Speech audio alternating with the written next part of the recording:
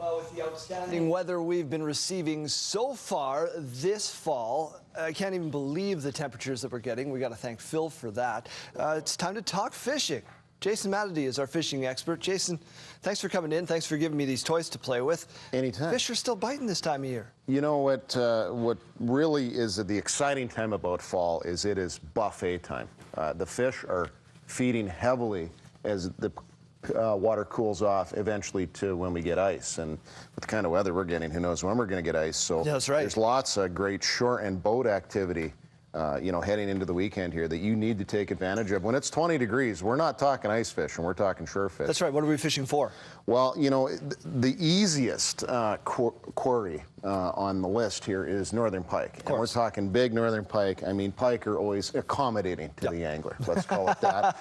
Walleyes for sure are within striking distance of both shore and from a boat, but they're all feeding heavily because as the temperature cools, they feed less.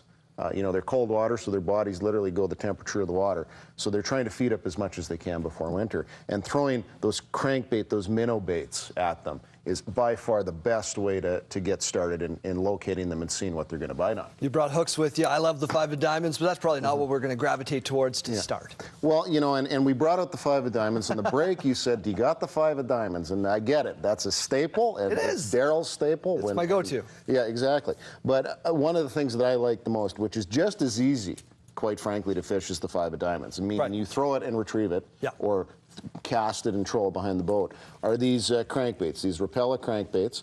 This one here has a lot bigger bill on it, so that means these are diving crankbaits.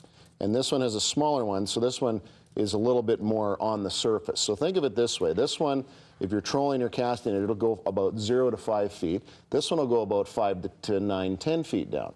So what I like to do is run where that weed line was in about 8 feet of water if I'm in a boat, because that's where the pike like to hang out. It's a perfect ambush point. But as the water cools, the weeds start to die off. But the pike are still relating to those weeds. The question is, are they in that 0 to 5 foot depth, or are they in the 5 foot deeper?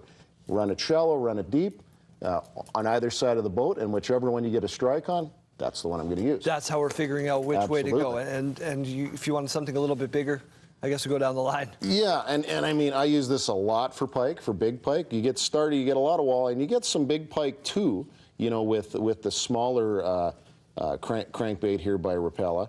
But, you know, this is the number 14 Husky jerk. It's got a rattle in it, drives them crazy. They'll hit it. I've even caught, you know, eating sized walleyes on this. Sometimes they'll just wolf the whole thing. So if you want bigger fish, certainly go with the bigger bait.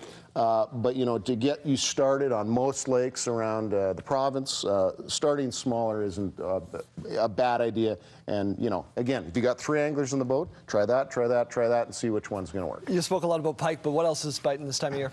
Well, as they say, if you're able to, you know, if the walleyes are, particularly the bigger size fish, are running the inside of the weed line, you know, they're certainly going to hit these baits. If you slow it down and you see some pods of fish on your fish finder, you can vertical jig with smaller lures. The perch are going stupid right now. In terms of you can get a limit really quick and have a nice meal for the table. And you know, you do get a lot of big fish at this time of year, so I have to throw in the conservation message that you want to keep the smaller ones, those walleyes under 18 inches, those pike under about 26, 27, to make sure the future of the sport has a positive. Right, ship back the other ones. If anybody wants any more information, the address is MatadysGetFishing.com or getfishing.ca without the G on the end of fishing. Either one will get you to MatadysGetFishing.com's website 24/7, anywhere on planet Earth. And you can usually catch them at a Cabela's near you. Thanks you very much for being here, Jason. You bet. Thank you.